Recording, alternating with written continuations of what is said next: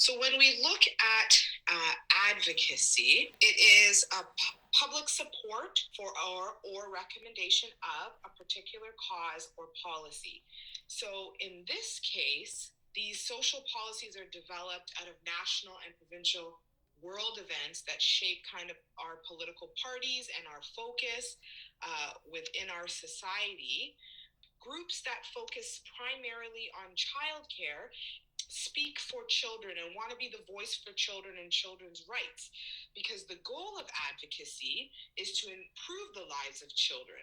So in order to improve the lives of children and families, they want to influence legislators and policymakers so that they can have a positive change. So within advocacy groups, they have a focus and they have a motivation to improve something that has to do with a particular policy or legislation.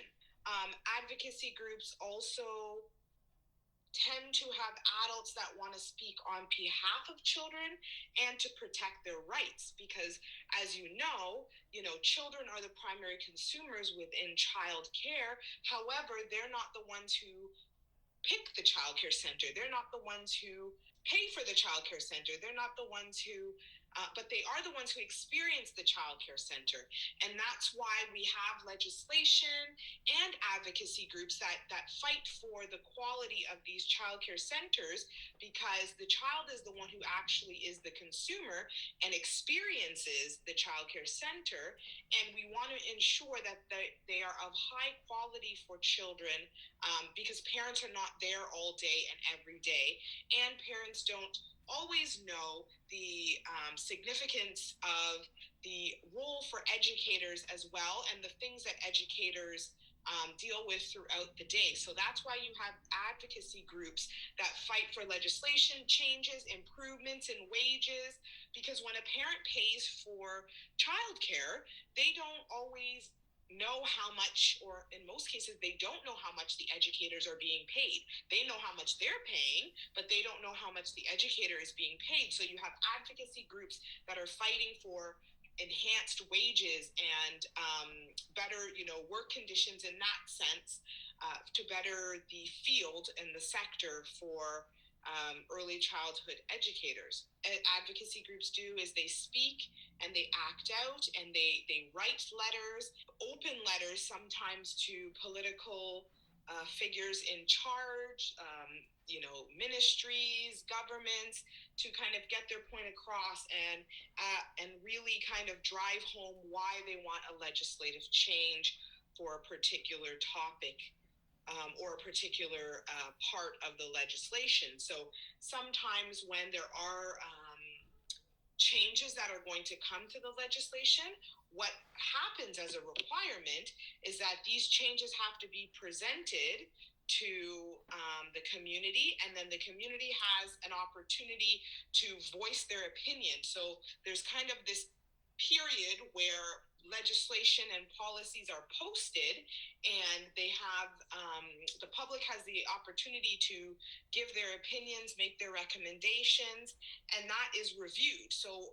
as we talked about in a previous class, we talked about policies having several reviews before it gets to a third reading, and then it gets to royal assent, and then proclamation. So there's a lot that happens before that, and prior to the various readings, because there's typically 3 readings. Prior to that, it was public review, and this is where advocacy groups typically step in, have their opinions, have some background knowledge, have some evidence as to why this legislation should be included or why it shouldn't be included, or why maybe it should be revised. Now move forward to Truth and Reconciliation in Canada. So you are to watch that video. It is a 4-minute video about Truth and Reconciliation.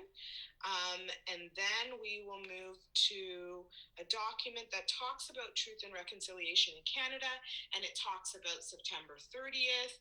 It does also have information about Orange Shirt Day. If you did not watch the video on Orange Orange Shirt Day previously, I would like you to take the time to watch that video as well, as it is very informative about the history of Orange Shirt Day and what the intent is of Orange Shirt Day and how it has now evolved into a National Day of Truth and Reconciliation. So this is all important because with Orange Shirt Day, it was Phyllis's story. However, her advocacy for the younger version of herself as a child and her orange shirt has now become this national movement to recognize the impact of residential schools on survivors, on children, on families, on families that didn't see their children again, on families that were forced to go into residential schools.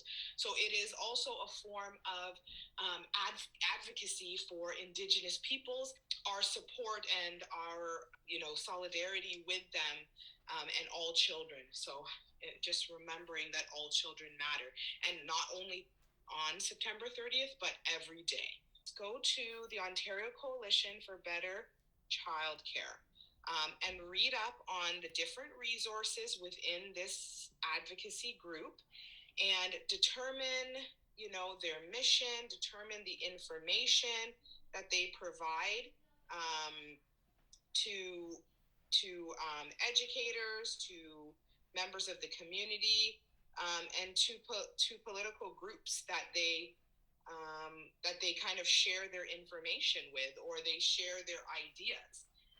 This advocacy group was formed in 1981, and most groups you can become a member of, and you can join, and if you believe and follow the information that they are working towards to improve childcare in Ontario, then you choose and pick which advocacy group better supports or better aligns with your beliefs, because their members are educators, parents, grandparents, center directors, and the list goes on for the various types of members that they do have that advocate for children under the Ontario Coalition for Better Childcare. So take the time to go through and look at some of the information, look at the resources. They do also have information about how you write letters and information like that. So take a look at that one.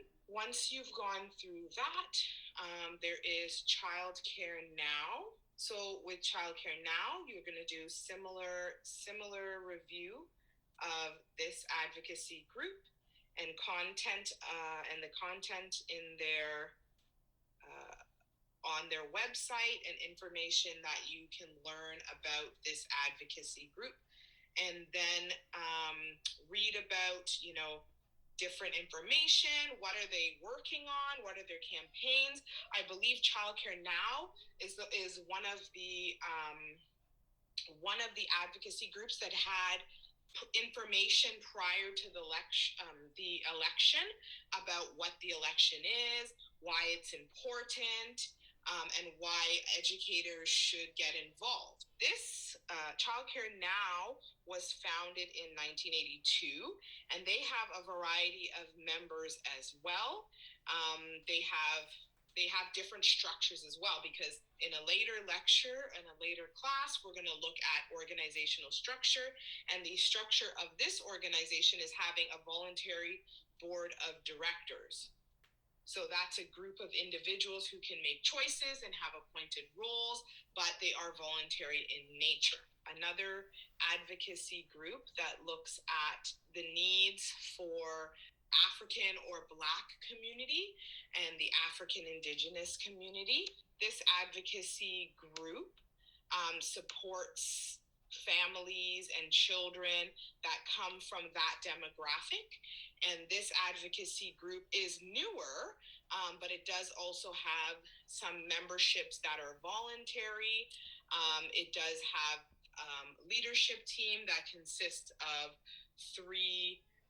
2 to 3 doctors on their leadership team. So you can go through that and look at what their initiatives are and what their primary goals are for their advocacy group. Canadian Child Care Federation as well. There's a lot of information about their board of directors, the partnerships they have in childcare. They have a code of ethics, and they do talk a lot about what is quality childcare. So we did talk about that in our first class. So you can have a look in that at that advocacy group and what information they have about that. They do have information about the ECE community, what makes a good ECE, the value of ECE, and a lot of information to kind of go in depth with in the field of childcare. I have included the College of ECE because although the College of ECE is a governing body, it is the authority in the early childhood education sector. It is the regulatory body that enforces, the Education Act and the Early Childhood Educators Act as well. And they have a lot of information about the code of ethics and standard, and they have a lot of information about professionalism, which we will look at in a later class. It's really the foundation of professionalism within our sector. In a way, I see them also kind of as an advocacy group in the sense where they keep educators accountable for their actions. And not only that, they do follow up on disciplinary actions, which is more of a regulatory body. But their intent for their code of ethics and standards is for high quality childcare, and it is to uplift the profession as a whole. So I've added that information in there.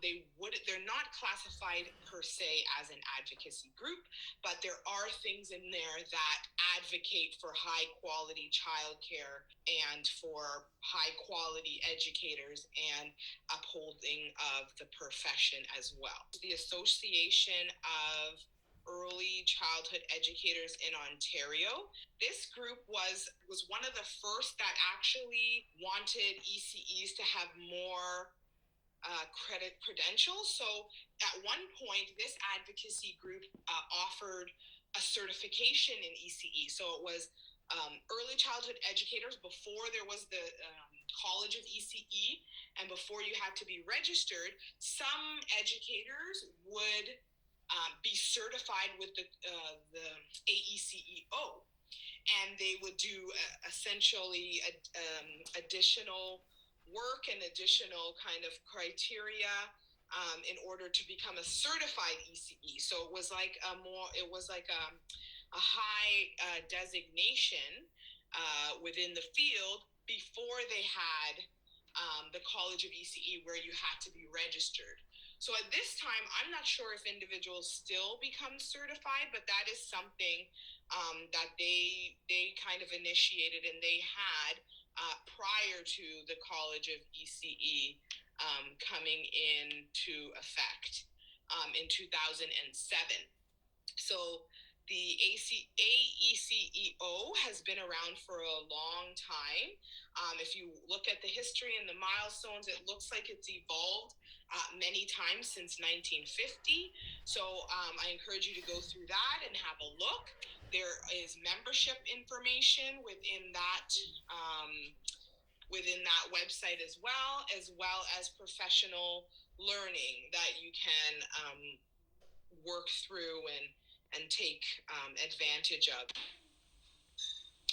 As part of the breaking news assignment, you will be required to write an advocacy letter. Please review the 3 samples of advocacy letters to support you with completing this part of the assignment.